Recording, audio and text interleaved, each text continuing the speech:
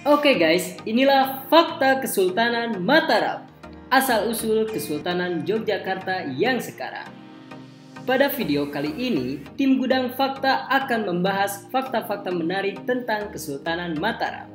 Kesultanan yang berpusat di Jawa Tengah dan merupakan asal-usul dari Kesultanan Yogyakarta dan Kesultanan Surakarta atau Solo. Sudah banyak yang tahu tentang daerah istimewa Yogyakarta. Tapi, kalau fakta tentang Kesultanan Mataram yang merupakan buyutnya Kesultanan Yogyakarta, admin yakin di antara kamu pasti masih banyak yang gak tahu. Oleh karena itu, mari kita simak 7 fakta menarik tentang Kesultanan Mataram.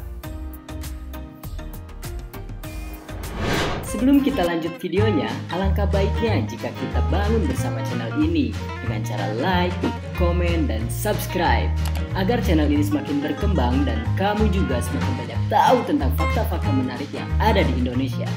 Jangan lupa nyalakan tombol loncengnya juga ya. Fakta pertama, diresmikan oleh Jaka Tingkir. Kesultanan Mataram adalah penerus dari Kesultanan Demak. Saat Kesultanan Demak runtuh, penerusnya adalah Kerajaan Pajang. Kemudian, setelah era Kerajaan Pajang berakhir, muncullah Kesultanan Mataram yang didirikan pada tahun 1586. Pada saat pendiriannya, Kesultanan Mataram adalah negeri bawahan dari Kerajaan Pajang yang dipimpin oleh Jaka Tingkir. Menurut catatan Raja-Raja Mataram, salah satu keturunan Ki Ageng Sela yaitu Ki Gede Pamanahan dianugerahi tanah Mataram oleh Sultan Pajang yaitu Jaka Tingkir. Hal ini dilakukan sebagai hadiah karena beliau telah mengalahkan musuh Sultan Pajang atau Jaka Tingkir yaitu Arya Panangsa. Berawal dari situlah Kesultanan Mataram mulai berdiri dan berkembang melebihi kerajaan induknya yaitu Kerajaan Pajang. Fakta kedua, menjalin hubungan perdagangan dengan Belanda. Era Kesultanan Mataram adalah era di mana penjajah-penjajah Eropa mulai memasuki wilayah Nusantara. Bahkan, bukan hanya Nusantara saja. Pada masa itu, penjajah Eropa berekspansi hingga Amerika, Asia, dan Afrika. Karena armada perang dan peralatan yang canggih, pada waktu itu para penjajah Eropa sangat mudah mengalahkan bangsa-bangsa yang dijajahnya. Pada masa itu, negara Eropa yang datang untuk menjajah adalah Belanda dengan nama VOC. Pada awalnya, hubungan antara VOC dan Kesultanan Mataram adalah hubungan perdagangan. Bahkan, kedua belah pihak saling mengirim duta di negaranya masing-masing.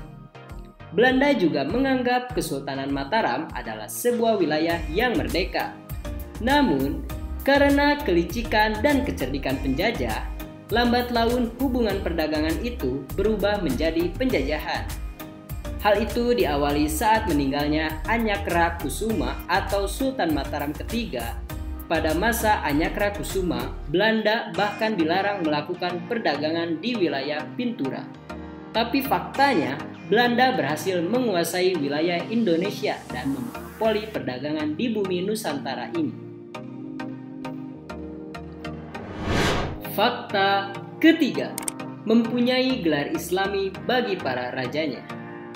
Gelar seorang raja adalah sebuah simbol kehormatan, baik di mata rakyat atau di mata kerajaan lain.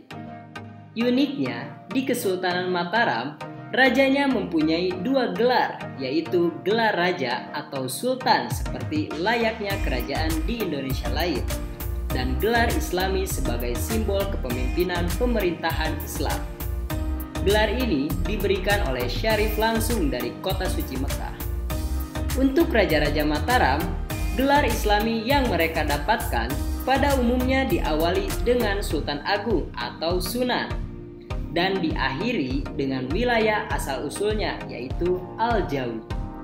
Sebagai contoh, berikut adalah gelar Islami Raja Mataram ketiga. Sultan Abdullah Muhammad Maulana Matarani Al-Jawi. Fakta keempat, identik dengan kejawen. Istilah kejawen pada zaman modern identik dengan hal-hal mistis atau tahayul. Bahkan, beberapa kalangan menganggap kejawen adalah aliran sesat dari agama Islam. Namun, apabila berbicara mengenai fakta Kesultanan Mataram, ajaran kejawen dianggap sebagai budaya dan filosofi. Pada masa Kesultanan Mataram, agama Islam menjadi mayoritas dan ajarannya pun berkembang pesat. Faktanya, pada saat itu kejawen juga berkembang, bahkan dibudayakan. Kejawen yang dimaksud pada masa Kesultanan Mataram adalah pengembangan dan pengenalan budaya dan adat istiadat Jawa. Budaya dan seni seperti wayang sampai gamelan dan upacara-upacara hari besar Islam dirayakan dengan gaya Jawa. Seperti di daerah Yogyakarta, hingga kini sebenarnya praktek budaya kejawen masih tetap ada. Namun, masih banyak pula pihak yang menganggap kejawen adalah aliran sesat. Dengan alasan karena mencampurkan budaya Jawa yang berbau Hindu-Buddha atau animisme dengan ajaran agama Islam.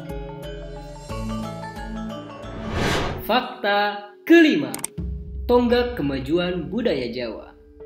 Seni dan budaya adalah salah satu bagian yang sangat sulit untuk dipisahkan.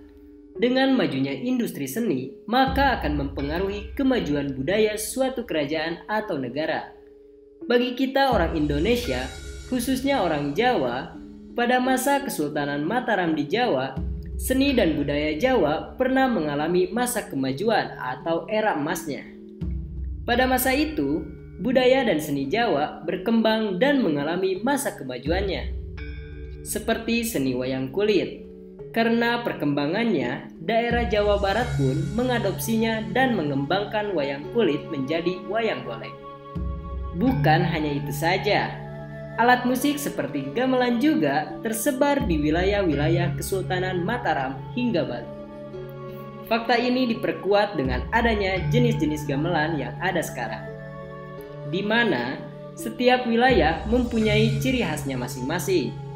Pada masa itu pula, kebudayaan Jawa dan Islam tidak terpecah begitu besar seperti sekarang ini. Fakta keenam, dikalahkan oleh Belanda dengan licik. Penjajahan oleh Belanda adalah sebuah sejarah kelam negara Indonesia ini, dan penjajahan panjang yang dialami membuat kita seolah-olah menyimpan dendam hingga sekarang. Tapi, kapan tepatnya Belanda mulai menjajah Indonesia? Kesultanan Mataram sebagai kerajaan yang menguasai Pulau Jawa pada masa awal penjajahan Belanda bisa digunakan tolak ukur seberapa lama sebenarnya Belanda mulai mengeruk kekayaan negeri ini secara brutal. Setelah berpulangnya Sultan Mataram yang ketiga, yaitu Sultan Agung atau Sultan Abdullah Muhammad Maulana Matarani Al-Jawi, Belanda melihat ada celah untuk memonopoli perdagangan di wilayah pantai Jawa.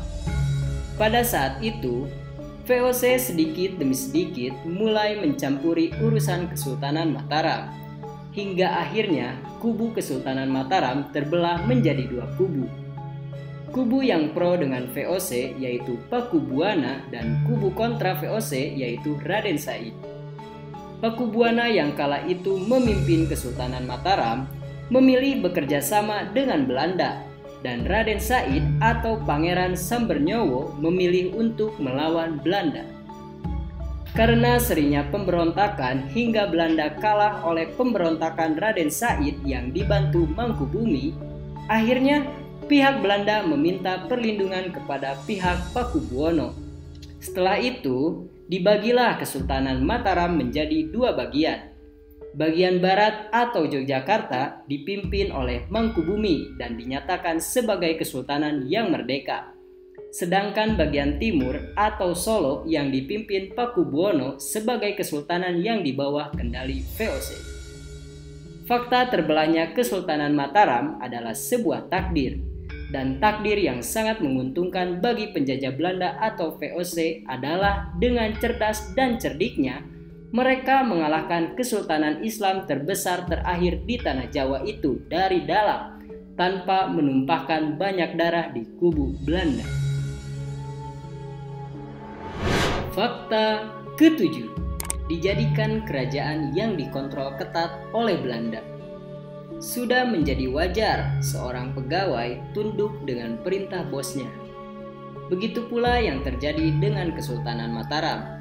Kesultanan terbesar di Jawa ini harus rela dikontrol oleh Belanda atau VOC. Setelah terbaginya Kesultanan Mataram menjadi dua pihak, membuat Belanda semakin gampang mengawasi kubu-kubu yang pro dan kontra. Hal ini diambil dan dikerjakan dengan baik oleh VOC atau Belanda. Meski masih menjabat sebagai sultan dan mempunyai kerajaan, namun semua itu hanyalah tampangnya saja. Karena faktanya tidak ada kekuatan yang jelas dari Kesultanan Mataram setelah itu, selain pemberontakan-pemberontakan kecil yang bisa diatasi oleh Belanda. Karena Belanda mengontrol ketat gerak-gerik Kesultanan Mataram, khususnya Mataram Timur, membuat Kesultanan Mataram dijadikan kerajaan bawahan Belanda yang harus tunduk dengan VOC. Pada masa itu pula, penjajahan Belanda berlangsung sebelum bangsa ini benar-benar merdeka secara de facto pada tahun 1945. Demikian fakta-fakta tentang Kesultanan Mataram, kesultanan terbesar di Pulau Jawa yang terakhir, yang berhasil digembosi dari dalam oleh VOC atau penjajah Belanda. Mungkin ada beberapa pihak yang tidak menerima fakta-fakta tersebut. Kami selaku tim Gudang Fakta mohon maaf sebesar-besarnya. Mari kita sama-sama belajar dengan apa yang terjadi di masa lalu dan dari kejadian Kesultanan Mataram. Oke guys, demikian fakta-fakta menarik yang telah tim Gudang Fakta rangkum. Berikan pendapat kalian di kolom komentar. Dan jika menurutmu video ini sangat bermanfaat, jangan lupa share ke teman-teman kalian agar mereka semua merasakan manfaatnya. Tunggu video-video selanjutnya dari tim Gudang Fakta. Dari Sabang sampai Merauke. Oke.